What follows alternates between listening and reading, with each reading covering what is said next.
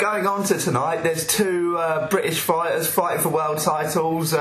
You've got Paul Smith over in Berlin fighting Arthur Abraham in a rematch, and you've got Martin Murray fighting Triple G over in Monte Carlo. First of all, the fight in Berlin. How do you see Paul Smith faring this time against Arthur Abraham? Do you see it being much of the same as last time?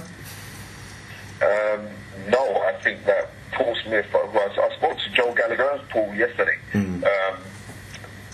and you know, sometimes your mind can get convoluted because you have an endeared friendship with a fighter or their trainer.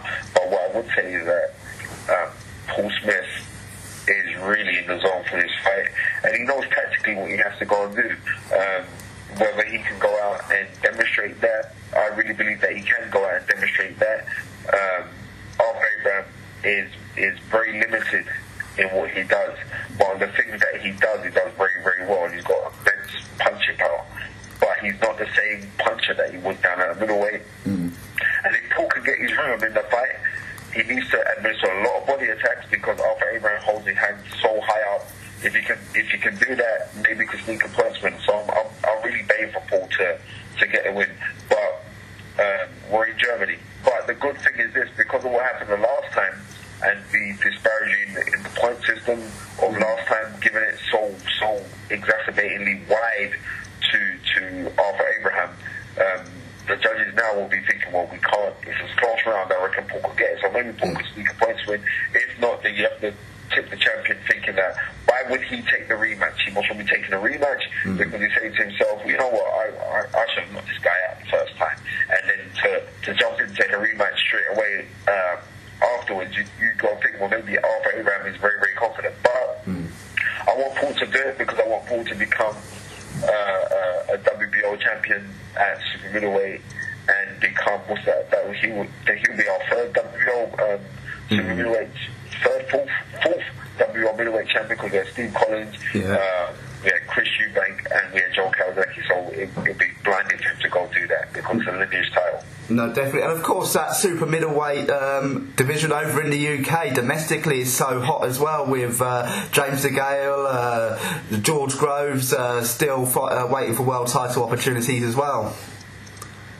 Yeah, well, James DeGale's nailed on. He's fighting on the 25th of April for the world title against Andre Jarrell, and I just believe that James DeGale right now is just so mustard. It's unreal. I've seen things that he's been doing, and I've seen that James DeGale mature. He not only matured physically as a boxer, but he's also matured mentally, and I really think it's really, really sweet that James has grown up and is responsible now. And because of that, I think there's a time in your life where things start to click, and so I think for him, things are starting to click.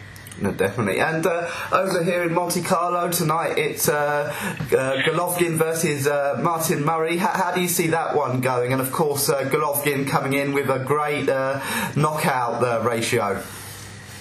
Yeah, okay then. He has got a fantastic knockout ratio.